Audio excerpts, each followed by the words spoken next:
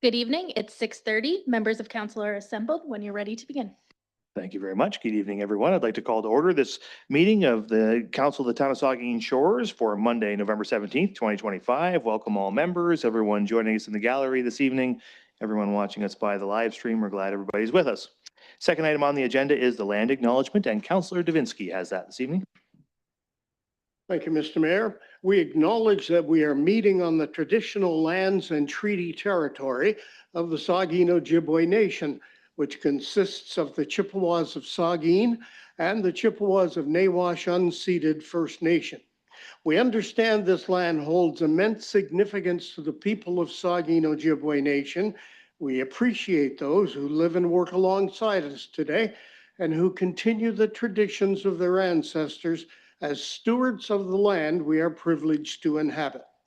We thank them for the contributions they have made in both caring for the land and in shaping this community. We commit to truth and reconciliation, to acknowledging the truth about what happened to Indigenous peoples because of colonization, and to reconciliation, which begins with each and every one of us. And on a personal note there, on November 6th, I was invited to the Warden's banquet, and Chief Conrad Ritchie was there. And just in hearing the conversations, the chief to the people that were attending, and then the anecdotal conversations afterwards, there is indeed reconciliation going on in this community. And I'm very proud of what's happened so far and to be a part of it. As a local government and public organization, we are dedicated to learning about Indigenous culture, to fostering a better relationship with First Nations and their people, and we commit ourselves to actions that move us forward on a path to healing along with the Saugeen Ojibwe Nation. Thank you very much. Third item on the agenda is disclosures of pecuniary interest. Ask any member if you have one of those you'd like to declare at this time. Seeing none, of course, you can do that anytime if you need to. No additions, deletions, or amendments. No minutes to adopt this evening. So we're on to our public meetings, and we have two public meetings this evening. So next on the agenda is a public meeting for major revision to draft plan of subdivision, deeming an approval not to have lapsed, official plan amendment and zoning bylaw amendment applications 41T-21 2012-02, L-2024-014, and Z-2024-077 for West Links. This is a public meeting under the Planning Act. If anyone from the public is interested in this application or wishes to receive a notice of the decision, please send an email to bcplpe@brucecounty.on.ca. First, we will receive a report from planning staff. Then we will hear from the public who are here in person, virtually, or who have submitted correspondence to the email address mentioned before. Then council members will have an opportunity to ask questions, and I will ask them to reserve their comments on the application until we've heard from the public. Members of the public are advised that the right to appeal the decision on this application is limited to specified persons and public bodies as defined in the Planning Act, or the owner or applicant of the land subject to the amendment, who have provided oral or written comments to council on the application before the decision is made.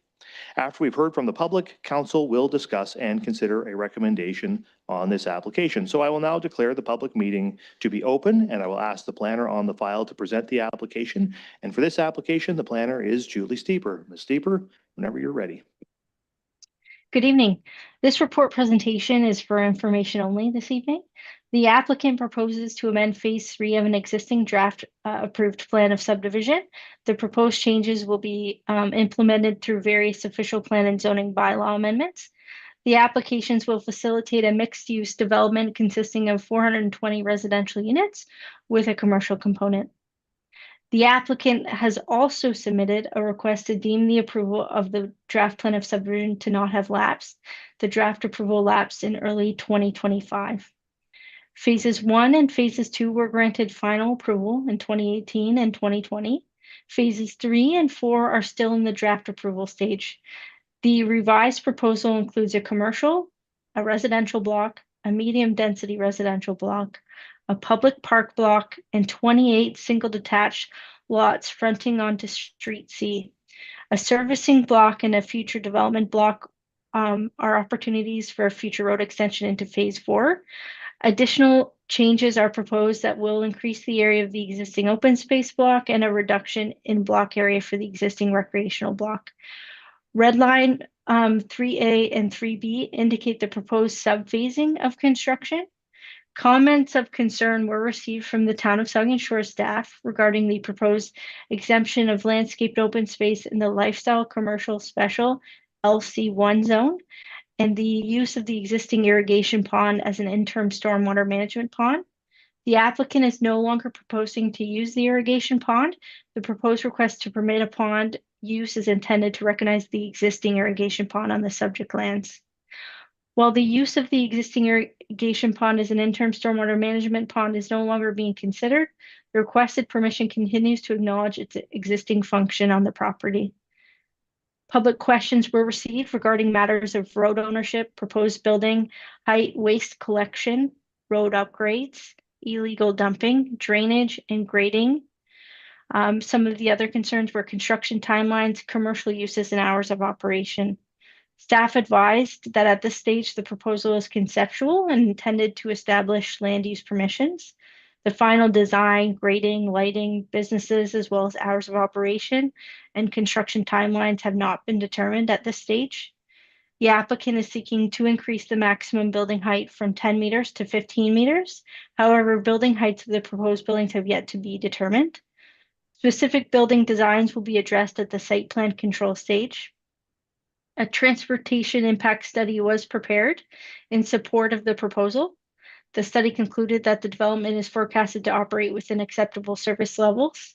The report concludes that no improvements to the road network are warranted. Any necessary upgrades to roads will be reviewed by the town and would form part of the subdivision agreement. The intent of the proposed Street C is to become a municipal road. This concludes my report. I believe the applicant's planner, Patrick, is here as well to speak on the application. Thank you. Yeah, thank you. So we will now hear from members of the public, and first we will hear from the applicant or their agent, and I see the agent for the applicant at the mic now. So if you'd introduce yourself, sir, for the record, and go ahead. Thank you so much. Good evening, Your Worship, members of council, staff, and members of the public in attendance tonight. My name is Patrick Mitkowski. I'm an intermediate planner with Monteith Brown Planning Consultants. I'm here on behalf of Red Hawk Construction. We are the agents for the client, and they're the owners of the land subject to tonight's applications. Also have Heather and Rod Rice here with me to respond to any questions of council or the public. I just wanted to extend my thanks to Julie for providing some background on the file tonight and also her work in processing the applications and preparing the staff report. I do have a short presentation I'd like to go through just to provide some background on the site, to the proposed development and the proposed revisions. Oh, there we go. Okay, so my apologies. It's a little delayed here.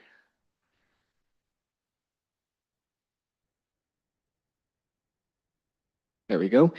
All right, so the subject lands highlighted in red represent phase 3 of the West Links community, which is a mixed residential and golf course community within Port Elgin. The lands subject to the applications are approximately 20 acres and have frontage on Side Road 1314 to the east, Bruce Road 17 to the north, and 6 Iron Drive to the west. The site is occupied by the existing irrigation pond, as Julie had mentioned, and portions of the driving range and golf course parking area associated with West Links. In terms of the surrounding context, we do have agricultural uses to the north and east, which are outside the settlement area. To the south represents development lands that are planned for development in the future and represent future phases, in this case, phase 4. And then to the west, we have phase 1 and 2, which represents a mix of single detached dwellings and medium density development. So altogether, these lands in phase 3 represent the next logical phase of development within the West Links community, and it builds upon the established neighborhood by extending it eastwards.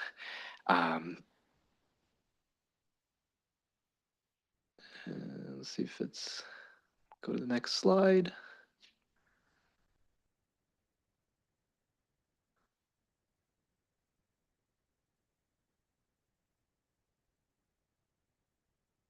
doesn't seem to be going.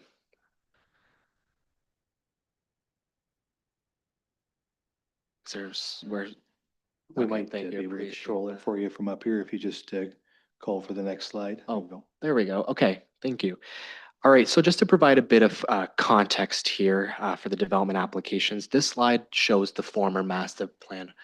Oh, sorry, Candace, do you mind? Oh, no, this is correct. Sorry. So this is the master plan from 2015, and I've highlighted in red the phase 3 lands. So it's important to note that these applications before council tonight aren't introducing new development lands. Rather, they represent a revision to existing draft approved subdivision. And the intent of the update is to essentially refine those approvals back in 2015 to reflect current market conditions and housing preferences, updated community design objectives, and provincial objectives, while also trying to maintain the overall mixed-use residential vision for the site. So as I mentioned, to the west, we have phase 3, we have phase 1 and phase 2 lands. Phase 1 was registered and constructed for single detached dwellings. Phase 2 has also been registered with townhomes completed along Fairway Lane and Eagle Court, with construction underway for the remaining blocks. And then under the former master plan, we have phase 3, which was envisioned for a mix of townhouse dwellings, apartment dwellings, and a mix of commercial and residential buildings. And that foundational intent remains, though the layout and composition has evolved through the current proposal. And if we go to the next slide.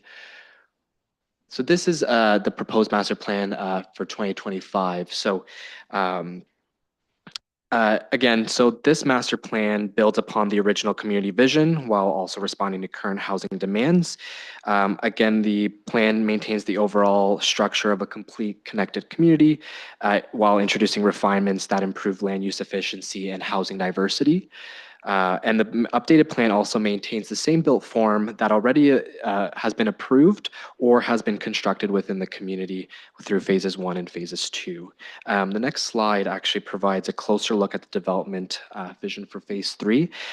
Just want to note that the development plan in front of you is conceptual, and it's intended to illustrate the general form and land use patterns for this phase to inform the planning approvals. However, the specific housing types, building design, unit counts, and other matters such as garbage, lighting, landscaping, parking, all those matters will be refined at greater detail, either through the detailed design or site plan approval stage for the larger medium density blocks. But the applications before council tonight seek to permit a mix of single detached dwellings, townhouse dwellings, and apartment dwellings, which may take form of a mixed-use building with commercial at grade or standalone residential buildings. This revised mix has been introduced to better align with current market conditions and observed housing preferences through the development of phase 1 and 2, and to provide greater housing diversity. So it ensures a more balanced mix of low and medium density development, which is consistent with local planning objectives and provincial direction for increasing housing supply. And something that's new to these development lands in this proposal that wasn't envisioned previously was the expansive public parkland block that's proposed along Street C. And that's intended to provide access to open space for residents and help strengthen connection to surrounding neighborhood and golf course amenity. And so the next slide provides the land use composition in greater detail. It's a little difficult to see the unit counts, but again, this is conceptual, but in terms of this concept, the proposed breakdown seeks to provide for 28 single detached dwellings, the potential for up to 162 townhouse dwellings, the potential for up to 198 apartment units, and then 1,400 square meters of mixed-use commercial residential. And so in total, the plan contemplates a potential for up to 423 dwelling units, as well as the introduction of the new parkland block. But again, I do want to emphasize that the exact unit count will be finalized through detailed design and market demand, but the intent is to provide that diverse range of housing options. And on the next slide.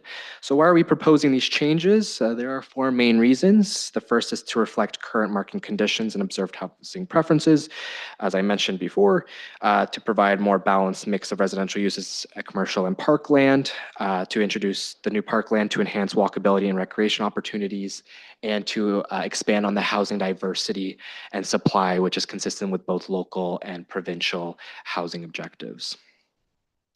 The next slide, so these are the specific planning approvals. It's a little difficult to see the red line revision, but essentially the red line revision to the draft approved plan seeks to make some of those key technical changes to reflect the development for phase 3. Some of the key ones is to extend that street C down to side road 1314. And then one of the other large ones is the redesign of the medium density block, which encompassed a large portion of phase 3. And that's been broken down into to allow for the mix of the low density single detached dwellings, the parkland block, the servicing easement, and then of course maintaining a good portion of that medium density block that was envisioned back in 2015. And then to reflect the changes to the draft plan, amendments to the official plan and zoning bylaw are required. So these are just the two schedules illustrating what would be amended and essentially just aligning with the official plan designation boundaries that align with the draft plan revisions. And so those are for the official plan. And then the next slide is an illustration of the zone boundaries that reflect the draft red line revisions. And so that is essentially my presentation for tonight. I appreciate the opportunity to present and happy to respond to any questions of council or the public. Thank you very much. All right, so now we'll move on to questions and submissions from members of the public. So we'll ask if members of the public are here to speak either in support of the application or with questions, concerns, or objections to the application. I do have one individual on my list here, so we'll start with them, and then we'll go on from there. So I have Barbara and Patrick Martin here.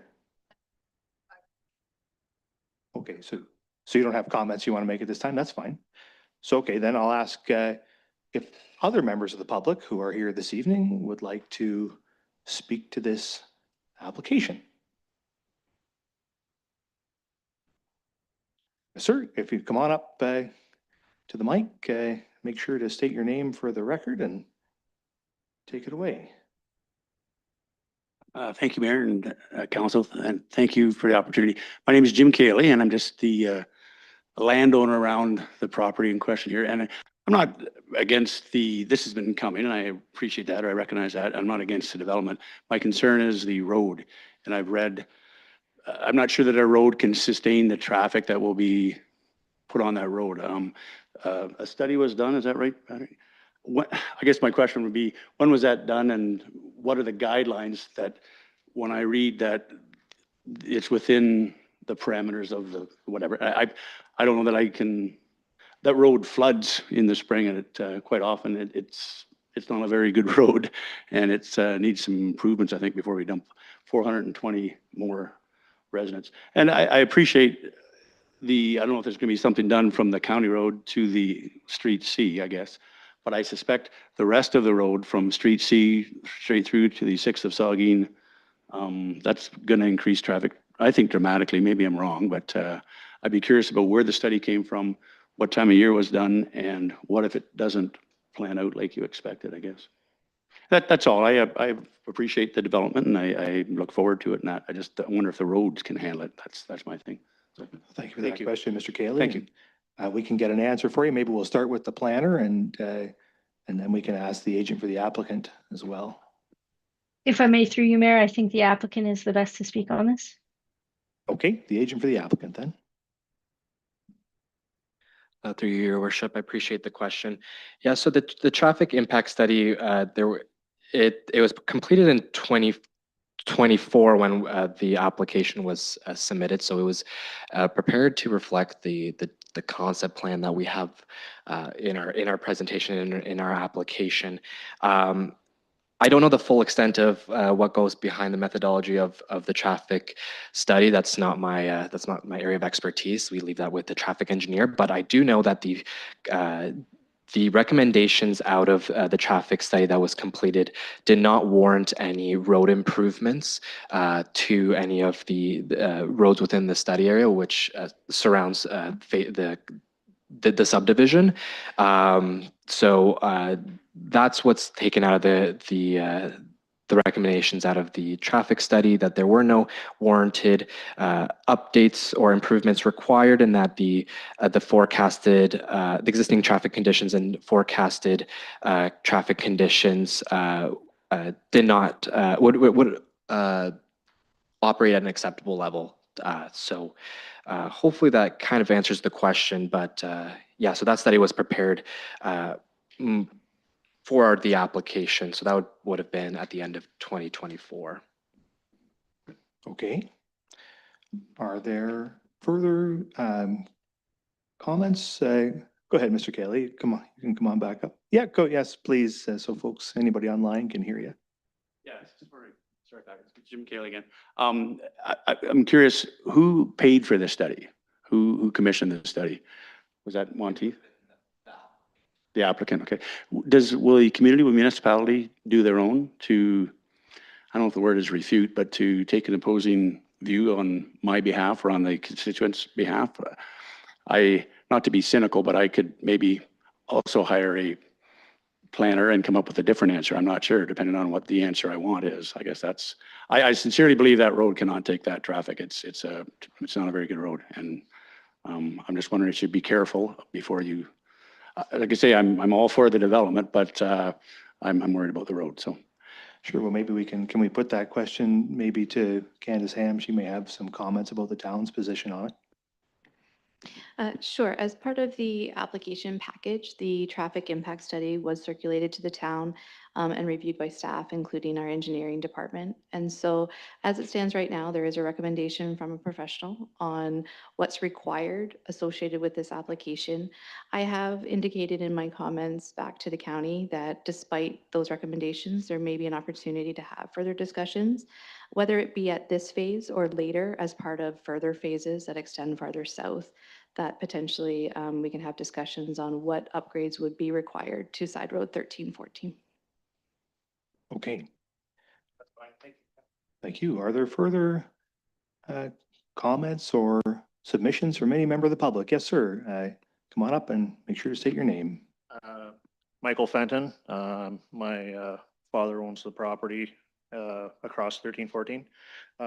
Just curious, we were told, I spoke with Roger, who works for Mr. Rice here on the weekend, and he did inform me the irrigation pond was going to be staying on, it won't be removed. Okay, that's just, it seemed in all the drawings that would be a commercial development, and the pond, it looked like wasn't there anymore, so. Make sure to speak right into the microphone. Sorry about that. Yeah, and so is that, we can get you an answer to that. May I want you to ask, do you have any other questions, Mr. Fenton? Or Oh, that's it. okay, so right if you take your seat then, and we'll get the developer to speak to the status and future of the irrigation pond. Yeah, so yeah, to my understanding, the irrigation pond is intended to stay, as there is no direct immediate development proposed for this phase. With the draft plan approval process, it does take quite a while to deal with detailed design and final approval, and then after that comes the building permit and construction process. So it isn't an immediate development. And thus the irrigation pond is intended to stay until such time that those lands are ready to be developed, and that time it would be removed. Okay. Thank you. Are there further? Yes, sir. Come on back up, Mr. Fenton.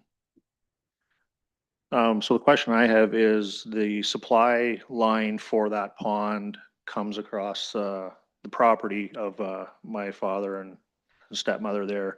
What will happen with that line when that irrigation pond is filled in? Future development, I guess. Okay, thank you for your question, sir. Maybe the agent for the applicant will speak to it. I'll try to respond to that question. It is engineering related, but through detailed design and site plan approval for that development block, it's intended that the site plan approval process is a comprehensive process that involves a number of technical studies and drawings, and it's anticipated that at that time, servicing would be addressed based on whatever is being proposed there at that time. Okay. Are there further comments or questions from any member of the public in the room with us this evening? Is there anyone joining online who wishes to speak to council about this? There is not. Okay, I'll just ask one more time if any folks in the room want to speak to us about this. I don't see anybody with that desire, so we'll now ask, well, I'll first ask, are there any written submissions that were not already discussed in the planning report presentation or oral submissions? There are not. Okay, then, so we'll now ask members of council if they have final questions before we close the public meeting and discuss the application. Questions from members. Councillor Grace. Thank you, Mr. Mayor, and through you. So my first question is about the comparing the current proposed plan with the 2015 plan. And I'm not sure if this would be for the developer's agent. But in the previous plan, the apartment buildings on the plan were described as low-rise. Could you tell me what height that those proposed low-rise apartment buildings were intended to be? The agent for the applicant. Perhaps if you could just clarify, are you speaking to the apartments in the 2015? Yes. Yeah, unfortunately, I don't have that number that precedes my time on the file. I would suspect anywhere from 2 to 4 stories, but I don't want to lead you down a false path. I'm actually not sure, unless Heather or Rod know. But again, that was 10 years ago, so apologies. I don't know what that height was then. Councillor Grace. Thank you. Well, maybe we could go at it this way. Are you anticipating that this 10 to 15 meter description, which hasn't been pinned down in the current plans, is that anticipated to be an increase over what was there previously? The agent for the applicant. Through you, Your Worship, from the zoning perspective, because the current permission is 10 meters, I would suspect that it would be an increase to 15, but I'm not sure what the permissions were back in 2015 to confirm that. But I suspect because the zoning currently is 10 meters, that the increase to 15 would represent an increase in height from the previous proposal. Councillor Grace. You want to speak? So I guess And I think I won't want to speak. Sorry. The applicant. Yeah. Mr. Rice. Rod Rice here, through you, Your Worship.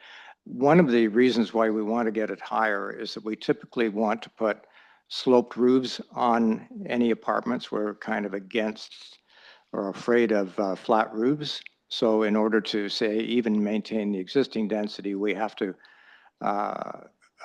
go higher than 10 meters to put a sloped roof on those buildings. So that's one driving factor. okay, thanks. Rod, do you mind just repeating that? I didn't catch all of it, sorry. Yes. The intent is more to allow for different architectural designs so we can get sloped roofs on those, peaked roofs, as opposed to flat roofs. Okay. Thank you. I just wondered why did the previous approval lapse?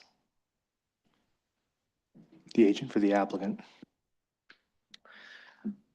Thanks so much. So the way that the the draft or the lapsing condition is in the draft approval is that it allows for the first phase 3 years before it lapses, and then every subsequent phase after that 5 years. So the phase 2 received final approval in February of 2020. And as you're aware, in 2020, we had the pandemic, and that it created an impact on development at the time. Since then, the applicant has been progressing over the last few years with staff for the programming for phase 3. And unfortunately, just based on the focus on that, the lapsing happened. Fortunately, that there is legislation and policies that allow for an unlapsing. So in good faith, recognizing that the owners are looking to proceed with development in a logical manner from phase 1 to 2 to 3, that the request is to have that unlapsed so that they can continue with their development programming for the property. Thank you. My last question, I think, is, it seems to me I remember in the previous application that there was a desire on the part of the developer to apply for some kind of affordable, like a certain percentage of affordable units. I wondered if that was still something that was a goal. The agent for the applicant. Yes, perhaps maybe if Rod might be willing to speak to that. To my understanding, that is probably still being explored through these applications. There isn't a clear distinction of any type of affordable housing, but that is through the development programming potential option. But I will turn to Rod if he wanted to potentially speak more to that, or Heather. Mr. Rice? The, we will endeavor to meet the new requirements that obviously the municipality imposes on all housing plans, and we will certainly respond in that way. We have other medium density lands where we are right now actually actively doing design and pricing for what we would refer to as affordable housing, and that would be in part of the phase 2 lands actually rather than phase 3. Further comments? We'll get Councillor Halpin. Thank you, Mayor, and through you. Phase 2 is nearing completion. Would that be accurate? Like phase 1 is done, phase 2 is nearing completion, and then you just want to get this lined up so you can go right from 2 to 3. Agent for the applicant. Through you, Your Worship. Essentially, yes. So phase 1 is completed. Phase 2 has been registered and development has been ongoing. With the townhouses completed, there are some medium density blocks there that are intended to proceed with development, depending on just the market. And then the natural progression would be moving into phase 3, which is to the east of phase 2. Okay, we'll get Councillor Mayette. Thank you, Mr. Mayor, and through you. I have a couple of questions. The first one is the sequencing of the development as you see it. I heard you say earlier that the pond is staying, so can I assume that the first block, which is the apartment dwellings along the road, are going to be a later development because they're situated right where the pond is now, right? Yeah, I'm just going to pull up. There was phasing on one of the plans there, but essentially the intent is to develop the lower density forms. That just seems to be the quicker for the market. The irrigation pond is intended to remain until such time that that block itself will be developed. So whether it's if that were to come first, then the irrigation pond would be removed. But the intent is for it to stay until that residential commercial block is moving forward with site plan and proceeding to construction. Okay, so the link houses or the townhouse style will be the first ones developed because that's the ones you do on your own. And then the single detached units, will they be developed in the same way that the other single detached ones, which were individual builders and individual clients can build their own homes on those? Is that kind of the intent of how it's going to go? I think that's a more of a developer question in terms of their sale and market. So perhaps I'll turn it over to Dr. Heather. Hi, it's Heather Rice for Westlinks. So really that will largely be a function of the market at the time, but we really love the way that it turned out so well on Westlinks Drive. So there's a very strong possibility that that would be a similar application. With regards to the traffic, I see you do have an outlet onto 1314, and there's a note in here that says road widening 5.18 meters. I took that when I read it to mean that that road would be upgraded, at least the northernmost portion of that road to take which would obviously increase traffic on that end of the road. And that, as was pointed out by the first speaker, that road is not at the same grade as the rest of the roads, and it's kind of low lying, and it water pools on it in the springtime, and being a loose surface road, it can't really take a whole lot more traffic. It gets pretty beat up as it is with all the other agricultural and regular private vehicles on it. So is there an intent to upgrade that section of road for the increased traffic? Through your worship. So the way that the road windings work is that any time a development comes forward, typically road windings are taken by the approval authority to have that land when road improvements are required. And so I do recognize that there are concerns with the traffic and the road infrastructure. I suspect through detailed design that could be ironed out and iron out exactly any type of road improvements that are required through the detailed engineering. But the road winding itself is just to have, for this approval authority to have that land at such time that road improvements are required. Yeah. It's just identifying the road allowance is what it's doing, not a plan for future road. Okay. Last question is with regards to an issue that has been raised before in the phase 2, which is the trash collection and recycling. There was one of the notes that came in from the public comments was what are the plans for, because they're private roads in there, and it doesn't fall under the same garbage collection that are on the public roads in town. So is there a plan to address garbage and trash and recycling? I guess snow plowing is in the same vein. Who wants to take that one? The agent? The applicant? Through your worship, I'd probably turn that over to engineering staff at the city on how to deal with that. We'll turn it to Candace Ham. Sure, thank you. So Street C is meant to be a public road, so it will have municipal services along that. But any of the other private developments would have their own private snow removal garbage collection. So the ring road, the street C, where the single detached dwellings will have public garbage collection and recycling.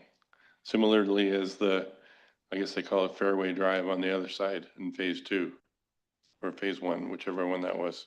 But the townhouses will be just like the townhouses in phase 2, which is done privately. Ms. Ham? Yes, I can confirm that that's the typical process for the town, that we provide services on roadways that we will eventually assume, which would be Street C. Okay.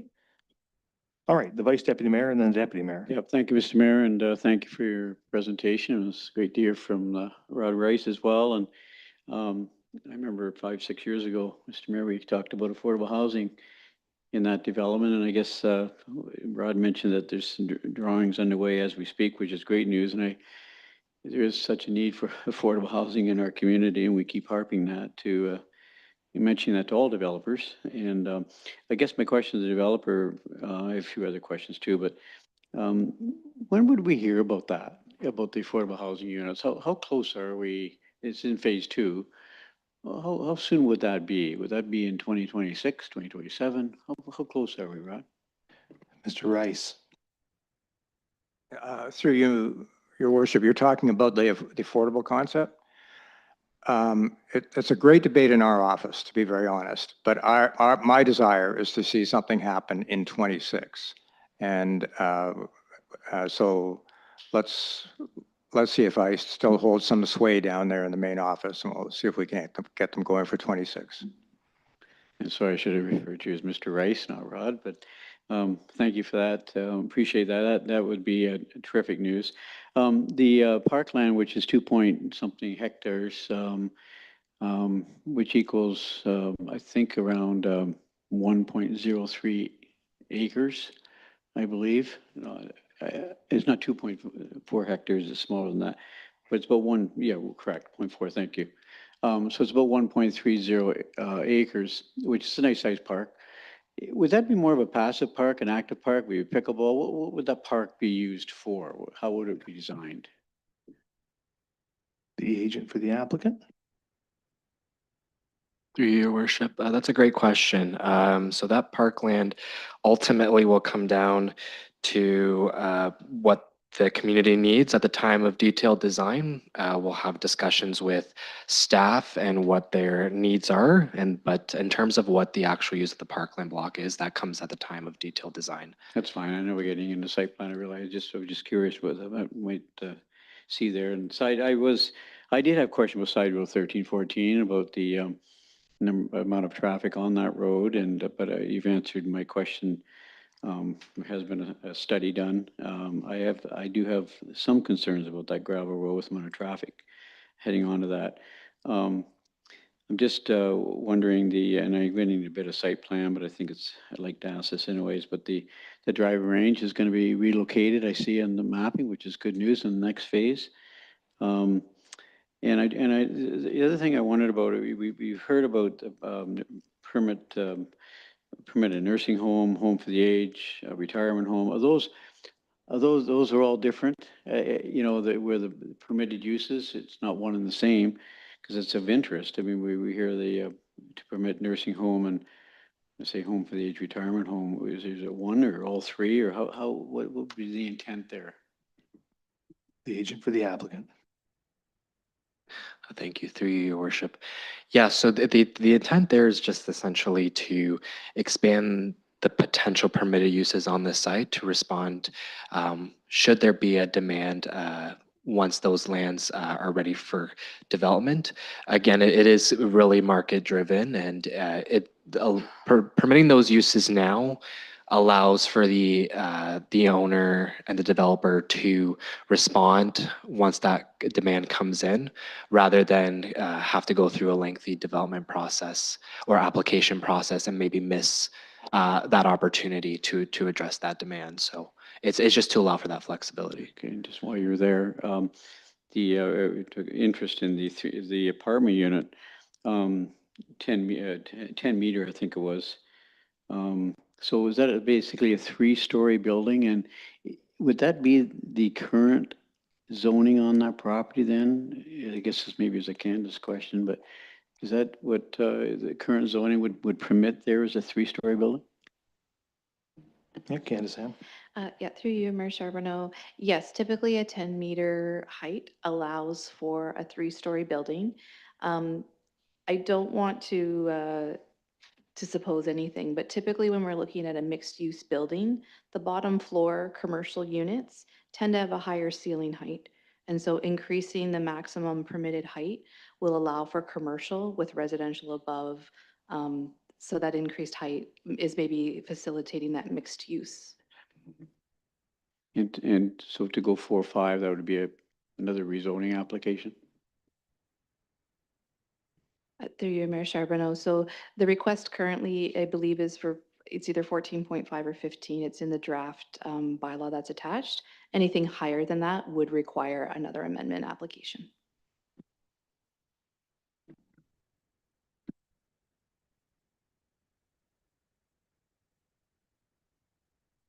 That's all, thanks. The deputy mayor.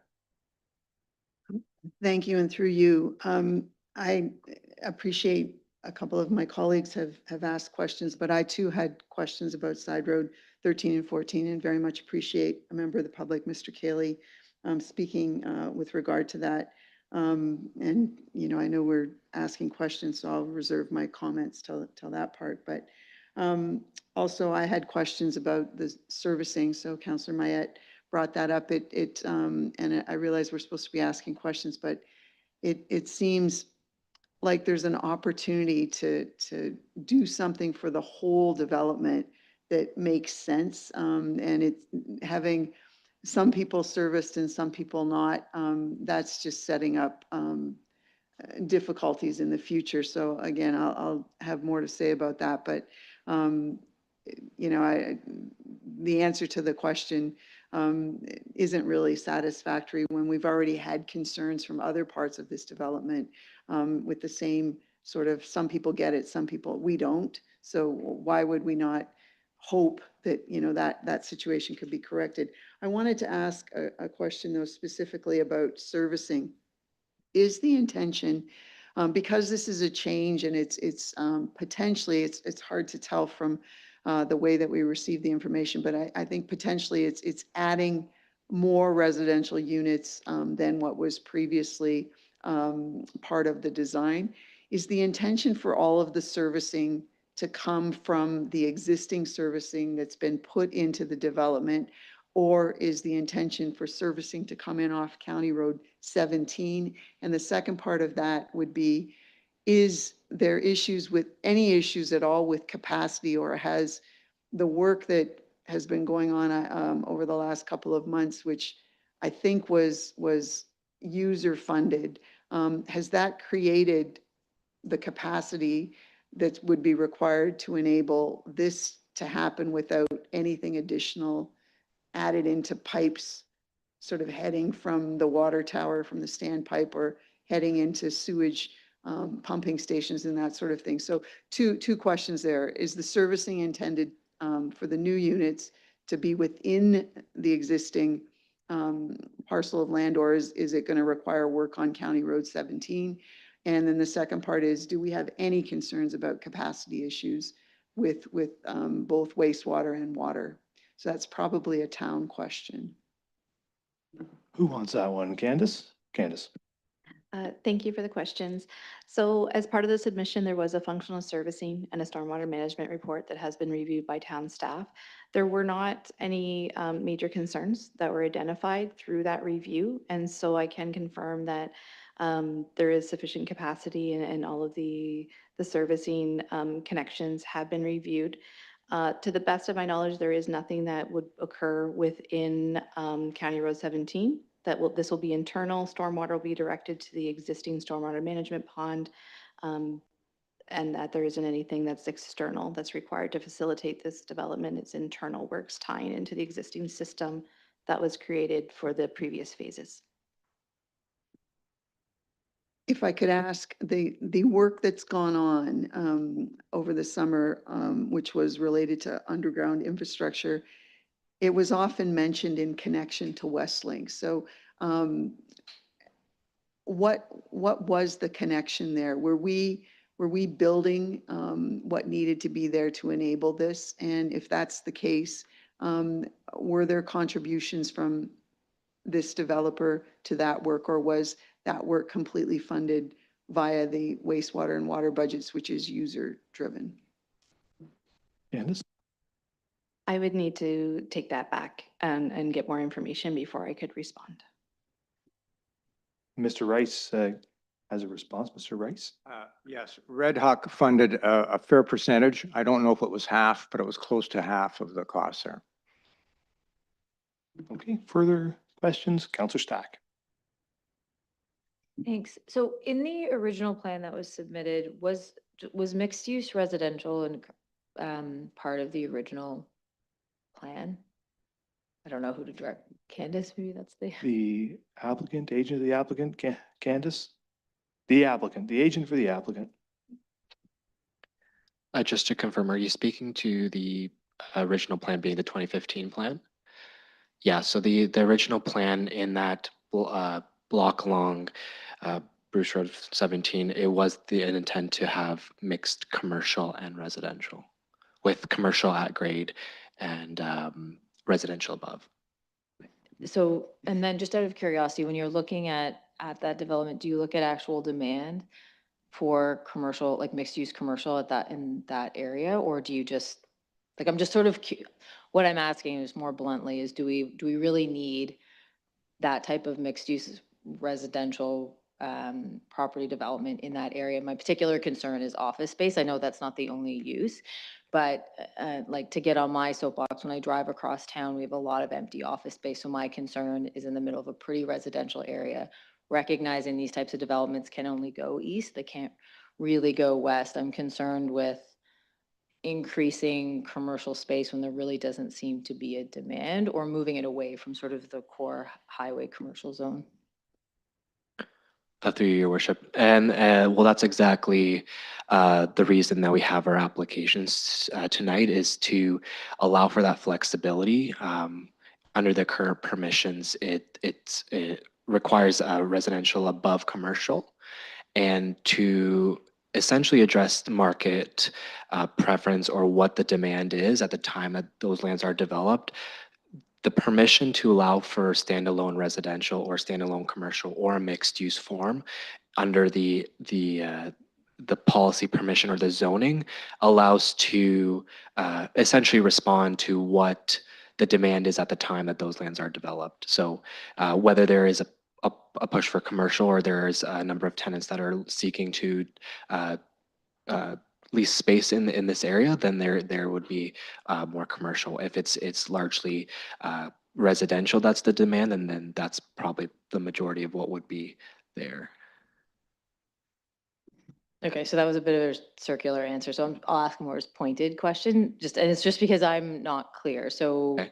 in the old plan, there was standalone commercial, or just, I'm just trying to understand what you're actually getting at here. Are you asking for more apartment buildings, or like more opportunity for residential development? Just, it's my ignorance. I'm trying to clarify. It's okay. Yeah, no, of course. Thank you for clarifying. So essentially, it's just a permission to allow for the residential to be a standalone development form, because under the current permissions, it would require to have that commercial at grade. And if there's no demand for that commercial, then it becomes a challenge with the market and investment. So the request now is to allow for that standalone residential component that's not currently permitted, and that's simply to allow for that flexibility and opportunity to respond to whatever the market is. And like, I don't know if you can advise, but so going from 10 to 15 meters for the, like, I heard the position that it was just to manage roof grade or roof slope. Is there any plan to come back that you know of to increase it further, so to add additional stories effectively beyond just the roof slope? With respect to this current application, is that the only, are you? Well, I mean, I think I'm asking you, do you know of any plans to come back in future? In the Should we future. grant you the approval? Are we going to see you back in 2 years asking for a further exception? Well, that's a bit of a crystal ball question. I think that the intent right now is what the permission is. I can't speak to what will happen in 2 years, but what is being proposed now is what the direction is for the development program for this phase. Councillor Maya? Thank you, Mr. Mayor, again, and through you to the planner, would it be possible to get a copy of the 2015 plan that we could overlay and see what the changes are before we get to maybe to the next meeting, when we're going to be actually making decisions on this? Put that to the planner. If I may, through you, Mayor, I could certainly include that in my next submission. or even pass that along. Yeah, I think that would be helpful. Councillor, or pardon me, the Vice Deputy Mayor. Yeah, thank you, Mr. Mayor. Just one final thing. You know, we don't very often have the chance to see Mr. Race in the building, which is nice to see him again. Before he leaves the building, I'd be interested for the golfing community and also outside of what's happening with the application 3AB, but with future phases, if I might ask, does the 12-hole golf course remain as is? Will the 12-hole golf course be changed in the future? And hopefully you don't mind me asking that question. Just while you're here, for the golfing community, they'd be interested in knowing that with future phases, what happens to the 12-hole course? Mr. Rice, any comments to that? We have made a 10-year commitment that it would remain at 12 holes, and I think we have a further understanding that there will always be a golf course of some sort on those lands, but the 12 holes at least for 10 years. There's lots of land for development without having to touch any of the golf course holes. That's good to hear. Okay, thank you. The Deputy Mayor. Thank you. This is probably a question for our planner, Candace. This RR zoning, resort residential, I think this is the only place in Saugeen Shores where we have this zoning, and I do remember when it first came through, and it was a different kind of thing. I think that what we're doing here is removing the resort residential from a tiny portion of the land that's alongside Road 1314. So that resort residential zoning does stay with something that will be in phase 4. Is that correct? And then I have a follow-up. Yes, that's my understanding, that there aren't any changes proposed beyond phase 3 at this point. Has a follow-up, and sorry for putting you on the spot, but what is possible in RR? So what are we, we can see what we're being asked to remove it for. And the design is there with a street C going through, and we can see individual lots and that sort of thing.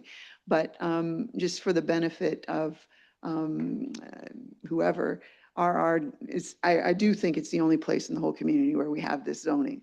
What is possible in RR?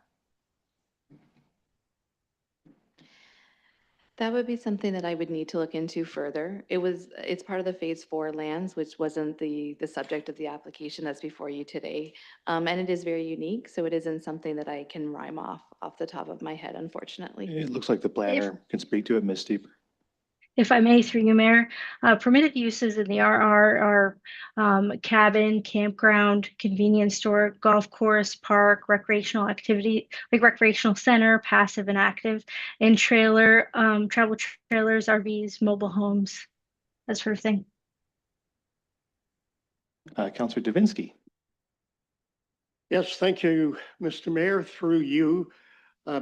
Just so I'm clear in a couple of things. We're talking about a height of this building to be up to 15 meters, which to me is darn near close to 50 feet. Do we have anything that tall in our community right now? I don't know who that would go to. Miss Ham, do you want to speak to it? Oh, sorry. Yes, there are other applications and buildings of that height within Saugeen Shores.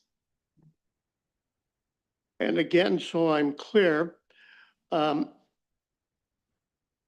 one said we needed the height because we were going to have a commercial on the bottom and then 3 stories of residential. The other said we're going to this height because we want a sloped roof. Am I picking on stuff here? Is it one or the other? Can it be both? Again, I'm just wondering. Sure. Who wants to speak to that? Ms. Ham. So my apologies if I introduced that as something that's not the intent of the application. I'm saying that is typical when we have commercial at the bottom, at the ground floor level with the increased ceiling heights. It was the applicant themselves that indicated the reasoning. So they can give their opinion, but I would say that there can be multiple reasons for why the applicant would be asking for an increase in height. Okay, then through you to the applicant, what reasons do we have for the increase in height? The agent for the applicant. Through you, your worship. Candace is correct. There are a number of factors that can play into the increase in height. Could be the roof design, but it also is the commercial component. The two can both be correct, but it is in terms of allowing that flexibility to address if the building is mixed use, to allow for greater height at the first story without having to come back to council to request a minor increase in height based on the design of the building. Okay, thank you. And one more question we referred to, I read in the report about retirement homes, nursing homes, and one other which escapes me. But there were three things there, and then I hear tonight that they may be there, they may not be there. Can you explain further, or when the time comes for us to approve or disapprove of this in a month's time or whatever, that would have to be ironed out, I would think. We'd have to know. So can you further clarify that for me? The agent for the applicant. Through you, your worship. So the intent with including the nursing home and home of the aged, those uses, is to couple it with the permissions for the apartment units, and it's to allow for the flexibility for the owner or developer to have that opportunity if in the market there is a demand for that they could entertain those uses. I do want to acknowledge that if those uses were to come forward, there is a site plan approval process which would address any potential concerns for traffic or privacy, things like that. When establishing those use, but in terms of the applications before council tonight, it's just to establish that use to be permitted, to open up the opportunity to bring those kind of development opportunities to the site. Doesn't necessarily mean that the lands will be developed for nursing homes or home of the age, but it does open that opportunity in the future if there's a demand for that. And if there isn't, I take it the property would be developed with further residential units of some sort. Is that the idea? Yeah, that is correct. The lands would be developed based on what the permissions are in the official plan and the zoning bylaw, based on the current permissions as well as what the applications request before council tonight. Thank you very much. Thank you, Mr. Mayor. Thank you. Are there further questions from the members? I had a couple. The first is with respect to recognizing the pond. I'm confused as to why we need to recognize the pond in the zoning bylaw. I mean, we all agree the pond's going to go, right? We don't, like, eventually there's not going to be a pond. We're designating this land for development, right? And the pond is there. It's been there a long time. Nobody's saying the pond has to go. I just wonder why we have to go. Why would we recognize the pond? Why would we zone it to have a pond when we all agree, the applicant and the town, that eventually we want the pond to go? Why can't we just leave it? Pond's there, it's not going anywhere, and one day it'll disappear. That's what we want. Isn't it sort of, I don't even know if you can call it non-conforming, but let's say for the sake of argument that it's legal non-conforming. Isn't that the case? Ms. Ham? Thank you for the question. I think it was raised as being something that's existing that isn't part of the permitted uses. So different zones within our zoning bylaw actually list a an irrigation pond as a permitted use. And so this was just an attempt to recognize that there is that use that's existing, maybe temporary, but at least for now, it brings the property into conformity with the bylaw. Okay. The other question I have is about these amendments to the special policy area number 5, and it's been talked about here with the nursing home but there's one to amend it to permit standalone apartment buildings, townhouse buildings, multi-unit buildings. I mean, the current zoning, the existing zoning permits those things. in this area. Special policy area 5 is that whole piece of property, right? Like it's a giant, the whole thing is encompassed in special policy area 5.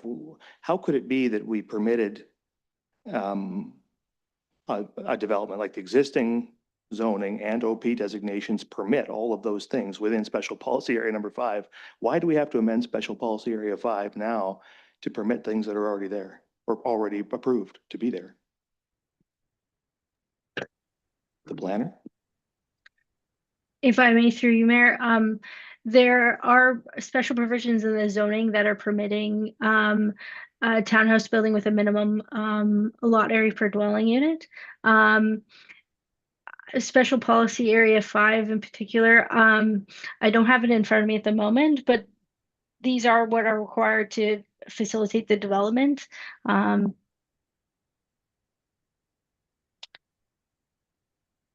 guess if I could just like, maybe we get some more explanation of it later, but special policy area 5 is like, it goes from Bruce Road 17 all the way down 1314 to the back of the West Links development and all the way back to Mill Creek. Like that special policy area 5 is huge.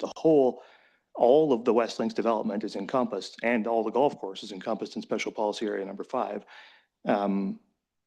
All of the things, a number of the things that are listed there as requiring our permission are already there, like townhouse buildings, multi-unit buildings, right? Like some of these things were already built in special policy area 5, and they've all been approved since at least 2015.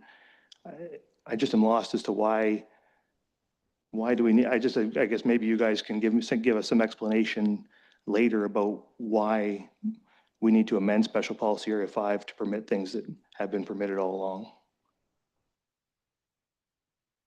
Anyway, you guys can come back to us with an answer to that question. I also share the concerns about the road. I think all the questions have been asked, so I'll preserve some comments until after we close the public meeting. Are there any further questions from members of the council?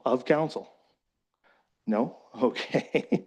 All right then. So with that, then I will now declare the public meeting to be closed, and I have a resolution to read, and it is that major revision to draft plan of subdivision deeming an approval not to have lapsed, official plan amendment and zoning bylaw amendment applications 41T 2012-02.44, L-2024-014, and Z-2024-077 West Links be received for information. Is there a mover and seconder for the resolution? Councillor Halpin, the Vice Deputy Mayor. Closing comments from members before we take a vote on that. Councillor Halpin. Thank you, Mayor, and through you, just as a comment, I'm really excited I knew that phase 2 included some affordable housing, and I'm really excited to see that hearing that is coming up, and that's really the type of development that we do need. Just another comment, I'm a big fan of having mixed commercial and residential. I really like to see buildings where there's commercial and residential above it. When I look at these strip malls with just nothing above them, I think what a missed opportunity for housing. And that type of density is what protects our farmland and allows us to protect woodlots and things like that. So I'm very much in favor of that type of development. And it looks like I totally understand what they're trying to do is have a bunch of permissions now so that then they can pursue the development and buyers, etc. So just generally speaking, I think it's a well-planned development.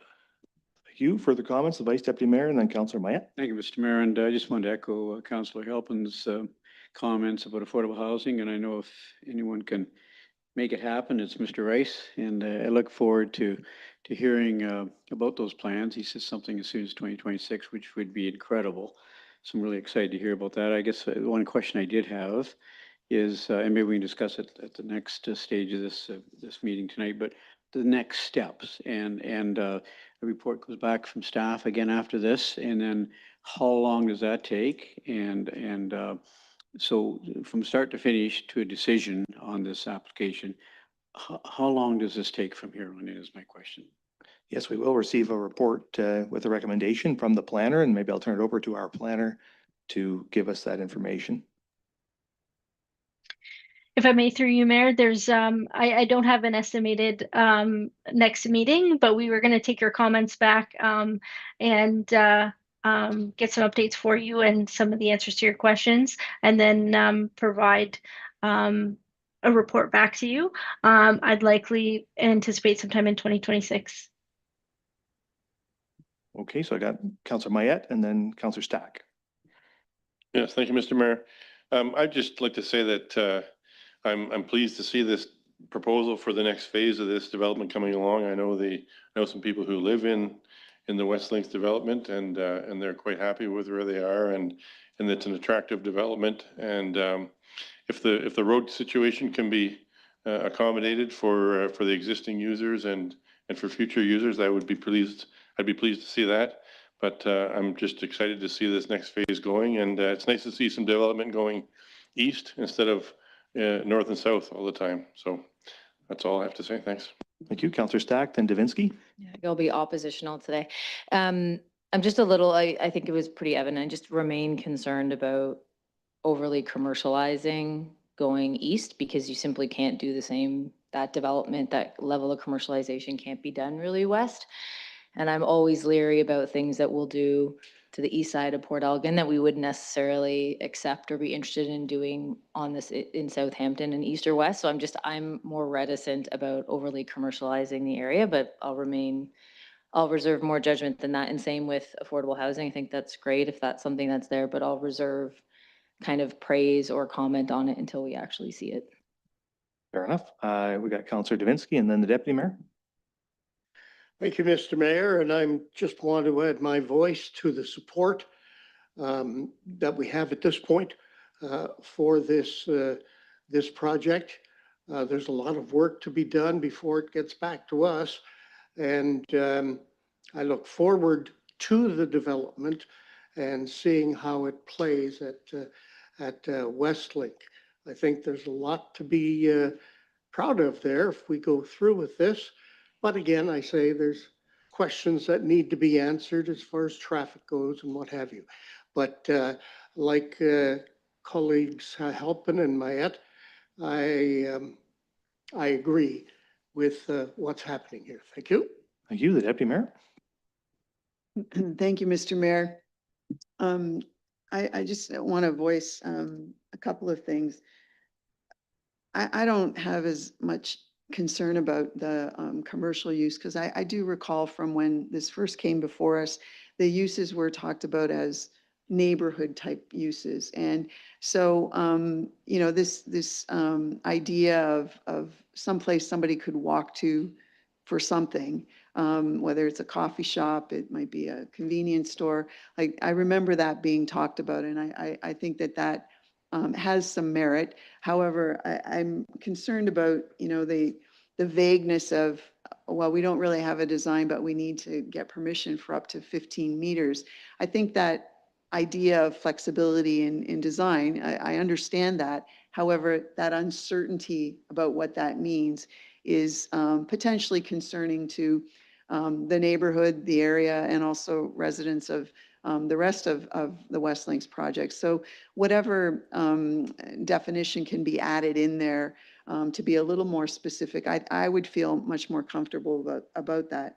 I do appreciate the creativity in design that's been part of the West Links project from the beginning. And again, I remember when this was before us and this resort residential idea came up, and it was something that was related to a potential market of the moment.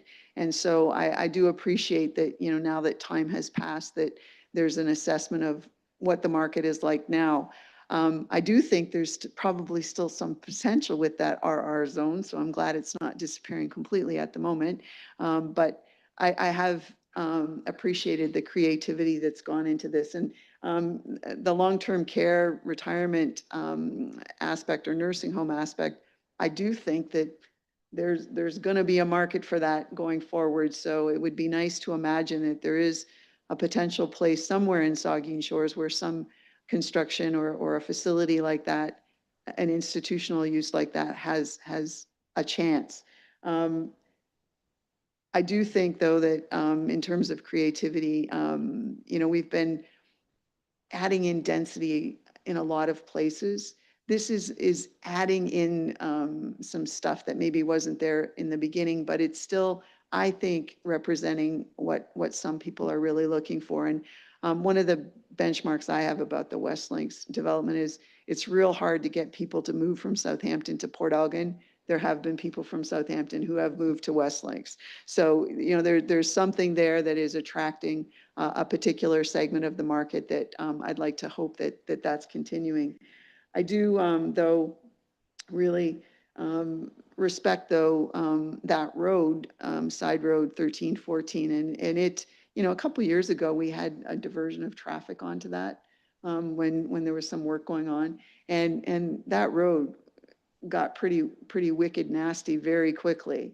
It's a road that I have used. I have some relatives on the 6th concession. This is the quickest way to the pool. And in some ways, when the highway's got a little bit of congestion on it, the quickest way to get to the arena too, the Plex.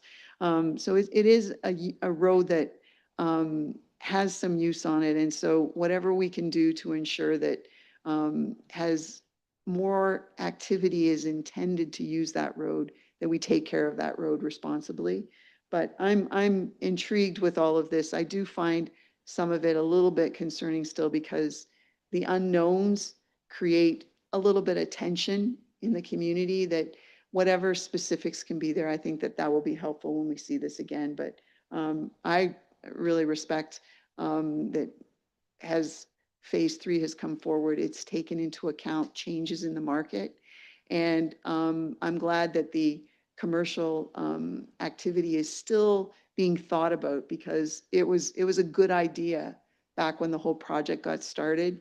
And I think it would still be a good idea to create something that some people living, a lot of people living in an area would have a chance to walk to do something. I don't know what that something is yet, but I respect that that's still going to be there. Thank you. Those are my comments. Thank you. Further comments from members?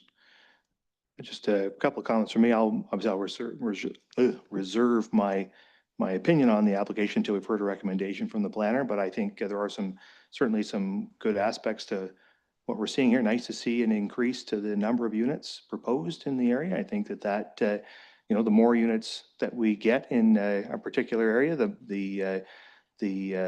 the better in my view, because that's more efficient use of our servicing and also likely means something that's more attainable or affordable in terms of the ability of buyers to buy it. So I think that that's a positive thing. And yeah, a lot of positive things. Nice to see that nursing home piece added. And if that was a possibility at some point in the future, I think that would be a great thing. I know it's a thing that Red Hawk has done before. And so certainly nice to see them thinking along those lines, and hopefully it can be made possible. The one outstanding concern that I have, and it's been expressed, is Side Road 1314. And I think, so a traffic impact study will review what's going on in terms of the traffic movements there and try to imagine, try to model what it would look like if you added all that residential use. And it's a science, and I'm not going to question it, but there's also the aspect of what the expectation will be. We run that Street C out to Side Road 1314. We're going to have a whole bunch of residential development there. And don't tell me that in a couple of years, those people aren't going to be right here demanding that we pave that road. Of course they are, right? You're going to run all those people out on that gravel road? I don't think so, right? So it seems to me that something's got to be done to address Side Road 1314, irrespective of the traffic impact study. Some negotiation or discussion between the developer and the town. Of course, Mr. Cayley raises good points about the entire extent of the road. I'm not sure that the developer is responsible for all of Side Road 1314. Obviously, the municipalities got some obligations there, and something we need to think about, though, if we're going to extend a larger residential development out to that road. And unquestionably, folks are going to not only want to hang a left out of there, but they're going to want to go right and head down to Walmart or whatever using Side Road 1314 coming out of that development. So it seems to me that is a question we're going to need to address, and it's definitely going to raise expectations and service demands on the municipality on that side road. So that's a question that we're definitely going to have to I think, addressed more wholesomely as part of this discussion. We never had thought that we were going to be outletting people directly onto that side road before. Now we're talking about that, so I think we need to revisit that issue. I think other than that, I don't have a lot of burning concerns about it. I'll be interested to hear some of the answers to the questions that we had when the planner comes back with the report. But for the time being, those are my comments. Councillor Halpin. Thank you, Mayor, and through you. Maybe that'd be a good road for tar and chip. Well, we'll refer that to the budget. Are there any further, the Deputy Mayor? I don't know through you if it's possible, but it is difficult to imagine a development where there's not equity across the entire development with access to garbage and recycling. And certainly we have an interest in getting, as much stuff out of the landfill as possible so we can extend its life. And this new thing with recycling starting January the 1st, a lot of people are expecting, to have less garbage available because they're going to have more that they can put in the blue boxes. If there can be any consideration as this all goes forward to provide opportunities for everybody who's in the West Links project to have access to garbage and recycling. That to me is a good win for the entire community. And if it's not possible with everything, definitely recycling is expected to provide a tremendous opportunity to help us with the capacity at the landfill going forward. So something that would enable everybody here to recycle correctly and to have it picked up. These are residential places. Thank you. And if I can suggest that probably the place to have that conversation is in terms of council's policy with respect to collecting on private roads, which I believe is a conversation that is going to come back to council in the relatively near term. So I think I don't think that we can really address that as part of this planning application, but we can address it in another forum or another venue. So that's what we'll do. Are there any further questions before I call the question on this matter? If not, then you've heard the question. It's been moved and seconded. All in favor? That is carried. Okay. So now we're moving on to our second public meeting, and just give me a second to.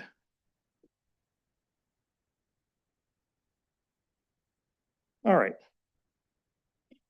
So next on the agenda is a public meeting for file number or for zoning bylaw amendment Z-2025-036 for Berries. This is a public meeting under the Planning Act. If anyone from the public is interested in this application or wishes to receive a notice of the decision, please send an email to bcplpe@brucecounty.on.ca.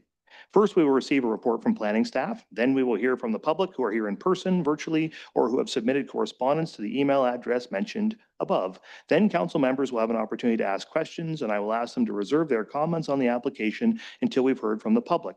Members of the public are advised that the right to appeal the decision on this application is limited to specified persons and public bodies as defined in the Planning Act, or the owner or applicant of the land subject to the amendment, who have provided oral or written comments to council on the application before the decision is made. After we've heard from the public, council will discuss and consider a recommendation on this application. So I will now declare the public meeting to be open and ask the planner on the file to present the application. And this one's going to be presented by Jake Bosfield-Bastato. Okay, thank you. Good evening, Mayor and Council. The application before you tonight is to amend residential fourth density special R423 to permit joint driveways wider than the permitted 10 meter for end unit townhouses. So that 10 meter maximum would not apply. However, the driveway widths would still be regulated by other requirements, namely that they would still be limited to 7.5 meters or no more than 50% of the frontage. This amendment is not anticipated to impact the ability for on-street parking along Rosner Drive or to impact streetscape or landscaping in the area. The proposed amendment would relieve these subject properties from that 10-meter maximum. It would only apply to this zone, which is just along Rosner, and it would only be relevant for the end unit townhouses. So that's 8 lots in this area. I'll leave my report there, but I'm happy to take any questions when the time comes. Thank you very much. So we'll now hear from members of the public, and I'll ask if the applicant or their agent wishes to speak. Mr. Doyle, come on up and state your name for the record. Stuart Doyle with Barry's Construction. I guess the public's not as interested in this one, which is good. And I apologize that we're actually having this meeting. I should have dealt with this as part of our planning application for phase 2B, which we did about a year ago. And this bylaw that's being proposed this evening is identical to one that we just completed early 2004 for the abutting subdivision in Blue Water. So I apologize, I should have handled it at that time. Essentially, as Jake put it, we're just looking for a small variance for the end units of the townhouses. And again, that's because we generally do our townhouses wider than most, and then it just allows for the driveway just to match the garage. So very minor, something we've done before. And again, I should have handled this as we went through the subdivision application. So here for any questions. Thank you. So there's no one in the room. Is there anybody online wishing to speak to council about this application? There is not. And are there any written submissions that were not already discussed in a planning report, presentation, or oral submissions? No, there is not. Okay, so we'll ask if any council members have final questions before we close the public meeting to discuss the application. Councillor Mayette. Hey, Mr. Mayor, through you. To the applicant, is it only the end units that have the double car garage? All the other ones have single car garages? Is that why the necessity for this? Mr. Doyle. Correct. Any further questions from members of council? If not, then we will I will declare the public meeting to be closed. And I will read a resolution that council approves zoning bylaw amendment Z-2025-036 by Barry's Construction and Insulation Limited and bylaw 106-2025. Is there a mover and seconder? The deputy mayor, the vice deputy mayor? Are there questions or comments from members? Councillor Halpin. Thank you, Mayor. So this is at least the second time that we're doing this. If we're going to do this, should we maybe have a change to our bylaw rather than just so that this can be done as right? You know, just a question, just a comment. Yeah, sure. Maybe Candace will speak to it. Yeah, thank you for the question. This is something that has been flagged to us, and we are working on our next sort of set of potential amendments that we would bring forward to council to amend the bylaw to account for any repetition that we're seeing in terms of repeat applications coming forward. So this is something that's on our list that staff are considering. Thank you. Further questions or comments at this stage? Seeing none, you've heard the resolution. It's moved and seconded. All in favor? That is carried. Thank you. Okay, so that's the end of our public meetings, and now we're on to reports of municipal officers and committees. One report there, 7.1, and it's with respect to site plan control application for the town of Saugeen Shores, and Candace Ham has the report. Thank you. Through a partnership with the town, Habitat for Humanity, and Wilson Developments, a site plan control application process is advancing that's proposing the construction of 2 14-unit stacked townhomes on land that is currently owned by the town. Comments from council would be considered as part of the site plan approval process outlined in Section 41 of the Planning Act. In February 2025, the town, Wilson Developments, and Habitat for Humanity, Grey Bruce, entered into a memorandum of understanding that outlines the guidelines for the proposed affordable housing development project. The subject lands are located at the northern end of Port Elgin, west of Highway 21 and south of Concession 10. Stacked townhomes are considered apartment buildings in accordance with the town's bylaw, and this development will be run as a condominium. A separate condominium exemption application will be submitted to the county following the site plan control approval process and the construction of the buildings. The developed lands will be severed from the parcel and transferred to Wilson Developments. The remainder of the lands, which include the access road and the stormwater management pond, will be retained by the town. The intent is for the access road to remain private. Habitat for Humanity has committed to acquiring ownership of 5 of the finished affordable housing units. In addition, Wilson Developments has committed to transferring 2 of the units to the town at no charge. The property was recently redesignated and rezoned to facilitate this development. Staff are in the process of reviewing the first submission engineering drawings.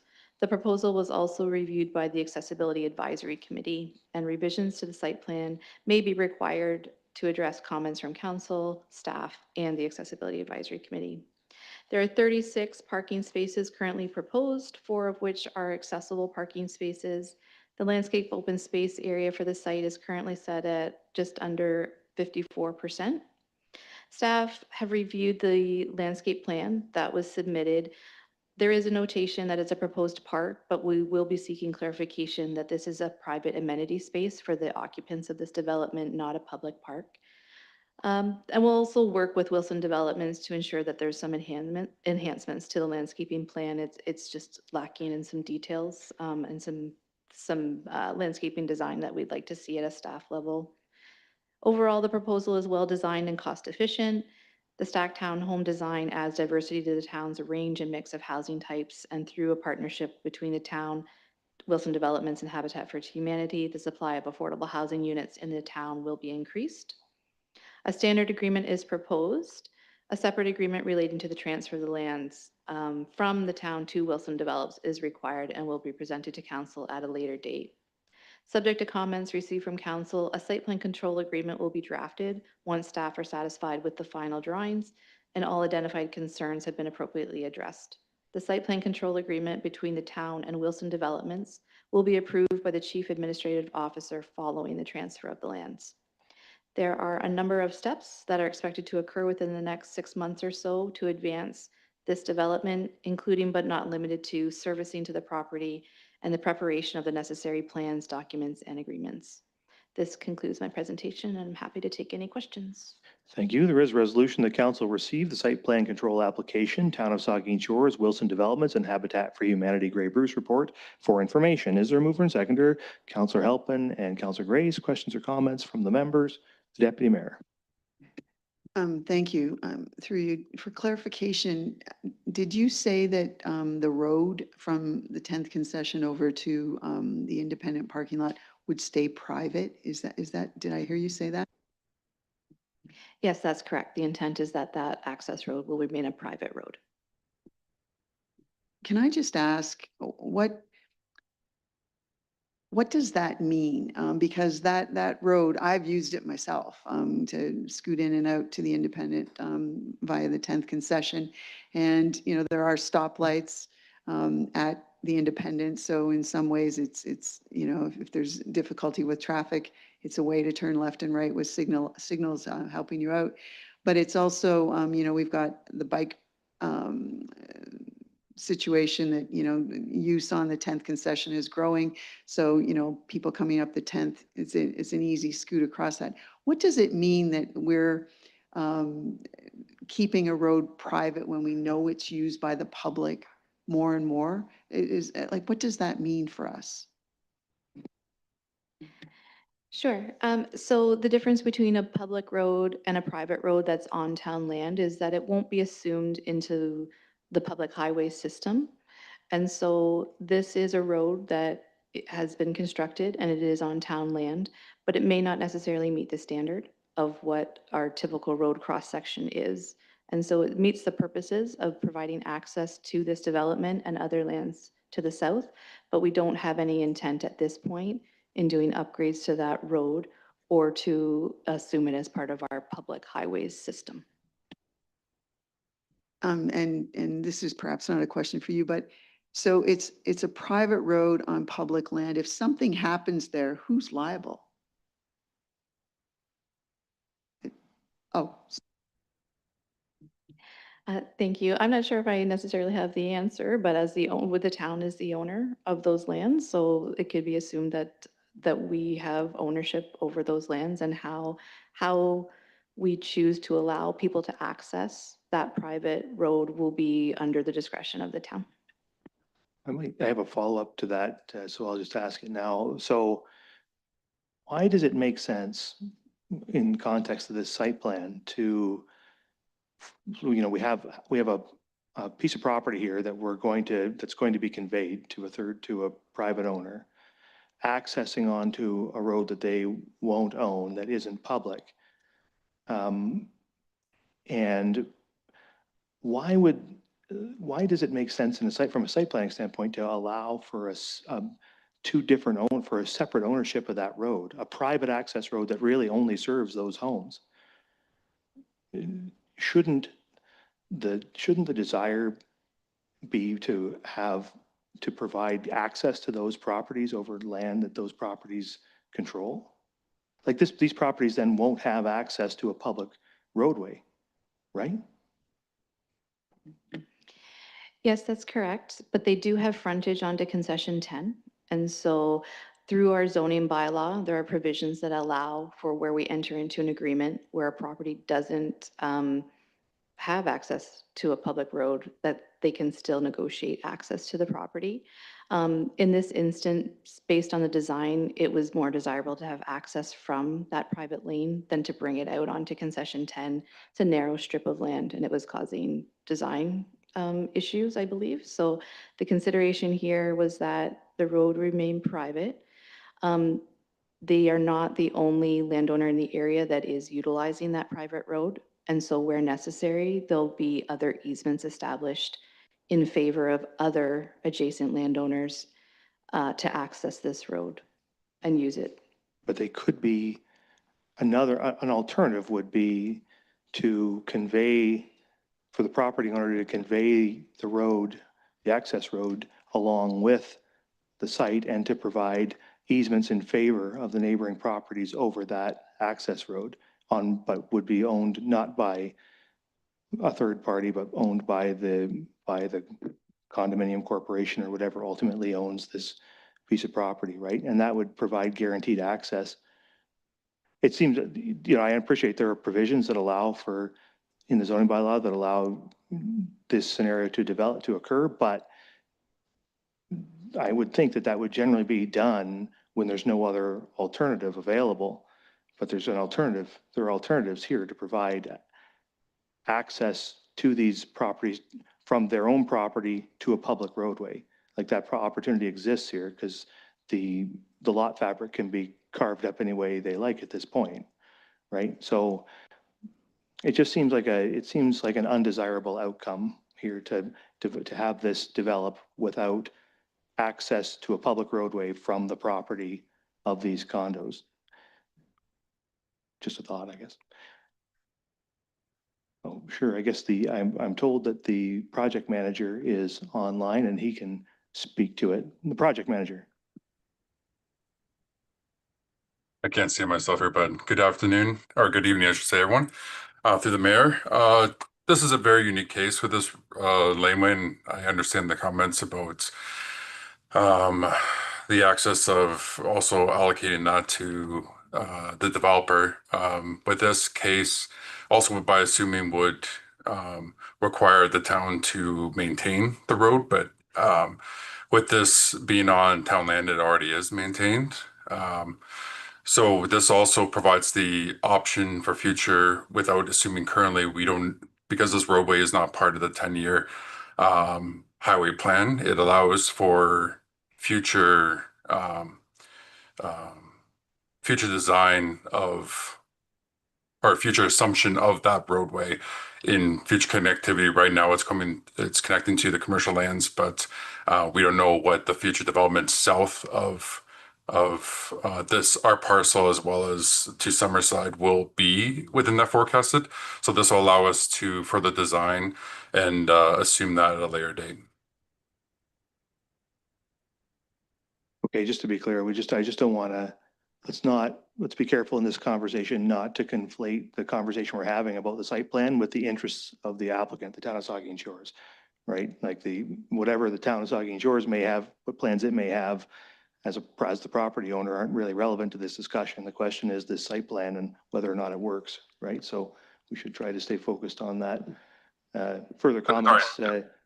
No, it's all right. Just That's more for my own, just to straighten it out in my own mind than anything else. And, Vice Deputy Mayor. Not to prolong that too much further, but that private road, are we speaking it, it's owned by the independent grocery stores? Is that who it's owned by? Who's it owned by then? When you say private road, The town of Saugeen Shores. so we do own it.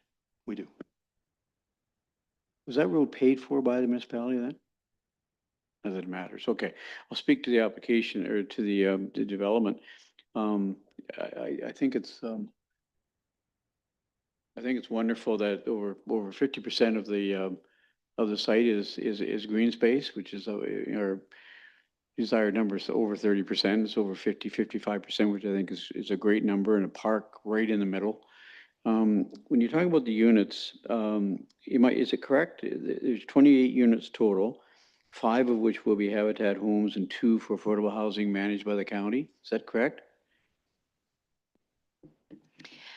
2 of the units will be owned by the town, and there may be an arrangement between us and the county for how those affordable units will actually be tendered out. So may be managed by the county. Are those discussions underway? No, not that I'm aware of. We're pretty in the initial sort of planning stages. Once the buildings are actually constructed, there's still time to have those conversations. Okay. But that is the right number, 28, of which 5 are Habitat and 2 are affordable. Is it 28 total? Through you, Mayor Charbonneau, yes, there's 2 separate buildings. They each have 14 units in them. There are a total of 5 that will be owned by Habitat for Humanity, and 2 will be owned by the town. The rest will stay with Wilson Developments. Mr. Mayor, I just want to thank Candace and Jay Posner and Mark here, Polly, and any other staff members who are involved with this process, because it's going to be just a great development for Saugeen Shores. I just want to thank you, Mark, and all staff for all the great work you've done on this. Yeah, agreed. Councillor Mayette? Thank you, Mr. Mayor, and through you, I'll try and stay off the road, even though I had questions about the road, but it's not in the site plan. With regards to the site plan, I see that with the parking lot, there are 2 accessible parking spots. But looking at the site, the design of the buildings, none of the apartments are accessible. They're all upstairs, downstairs. So what's the point of having 2 accessible parking spots if you can't get into the building anyway? Through you, Mayor Charbonneau. So the file was presented to the Accessibility Advisory Committee, and I'm not indicating that you would have to have full mobility to be able to live here. Sometimes the accessible parking spaces are allocated for individuals who have limited mobility, and so they may be able to navigate the stairs to go up or down, or there could be visitors that, although may face some challenges, that they, with their whatever means of ability that they have, can make their way into those units to visit people. Okay, further questions or comments from members? Councillor Halpin? We're just doing questions now, correct? Comments after? This isn't a public meeting. You can say whatever you like. Oh, gee, well, man, in that case, through you, Mayor, I just want to echo thanking the staff for working on this. I know that they were pestered a lot about this and people were, but I think that, you know, this council cares about affordable housing, and this is the second thing in 2 planning meetings where we're delivering on affordable housing for the people of Saugeen Shores. So I just want to thank the staff for that, and I'm really excited about this. I think it's a beautiful plan. I love that park in there. You know, there has even been talk about a little bit of possible beautification plans for the stormwater across from it, and have the school on the other side. So what a great project. Thank you. The Deputy Mayor? Thank you. Through you, just to clarify, I got really excited about the park too when we saw this at the Accessibility Advisory Committee. It is not intended for public use. It's intended for the site itself. That's correct, right? No. Yes, that's correct. This is amenity space for the occupants of the development. Okay, further comments? I would just sort of echo what everybody said. It's a great development. And when you imagine the fact that just across the road, there will soon be an elementary school.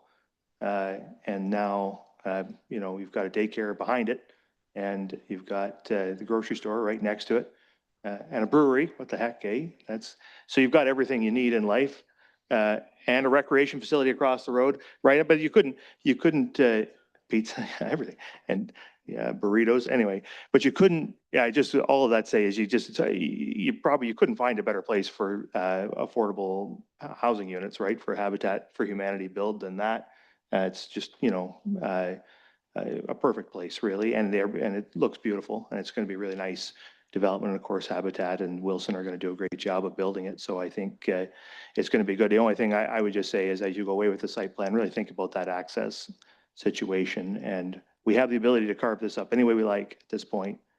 And so I think you need to decide what is in the broader interest of the development with respect to for those owners and the people who are going to live there, what is in their best interest in terms of accessing that site. So that's the only concern I have with the site plan. But certainly overall very happy about the whole thing. So if there's nothing further, you've heard the recommendations moved and seconded. I'll ask all in favor. That's carried. All right. So now we're down to bylaws. One bylaw there. The resolution is that bylaw 106-2025 is hereby read, passed, and sealed this 17th day of November 2025. Is there a mover and seconder? Moved by Councillor Grace, seconded by the Deputy Mayor. All in favor? That is carried. Resolution that bylaw 108-2025, being a bylaw to confirm the proceedings of the Council of the Town of Saugeen Shores, is hereby read, passed, and sealed this 17th day of November 2025. Is there a mover and seconder? Councillor Stack, Councillor Davinsky, all in favor? That is carried. And finally, a resolution of this regular council meeting of November 17, 2025 hereby adjourns at 8:16 p.m. Is there a mover and seconder? Moved by Mayette, seconded by Stack. All in favor. Council stands adjourned. Have a good evening, everybody.